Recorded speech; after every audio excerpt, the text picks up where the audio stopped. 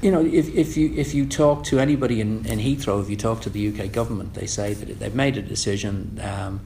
They've started out on a process now, which is it's quite an unusual planning process. It'll be brought through the UK Parliament, and as a piece of strategic infrastructure. There will be bills passed which will allow for compulsory purchase, etc., to facilitate.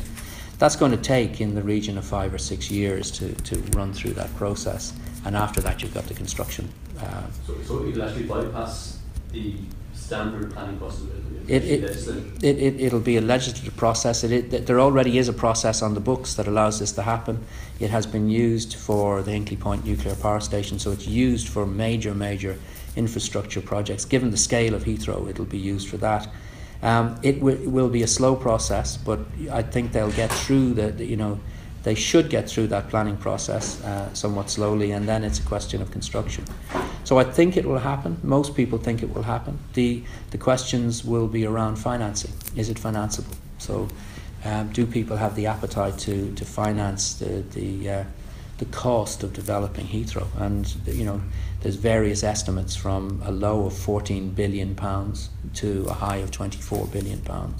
So it's somewhere between the two of those, and it's a big piece of investment. London and the South East desperately needs the capacity. The UK needs the capacity, and it looks like they've decided that they're going to go with Heathrow. Gatwick haven't stopped their aspirations to build a runway. I think they will continue to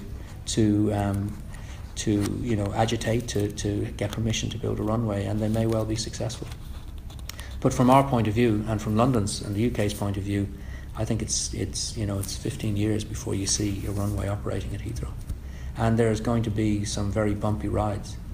I mean, if you look at the principal issue is around noise and inconvenience to people versus the economic benefits that's delivered. If you look at our noise envelope at London City Airport, despite the fact that we're right in the heart of London, our noise envelope is about 11 square kilometres in size. So we're because of the way we operate with the steep ascent and descent and the routes we take in, we have a very small noise window. The equivalent window in Heathrow is 107 kilometres. Heathrow affects about 750,000 people. We impact on less than a tenth of that in terms of a noise envelope.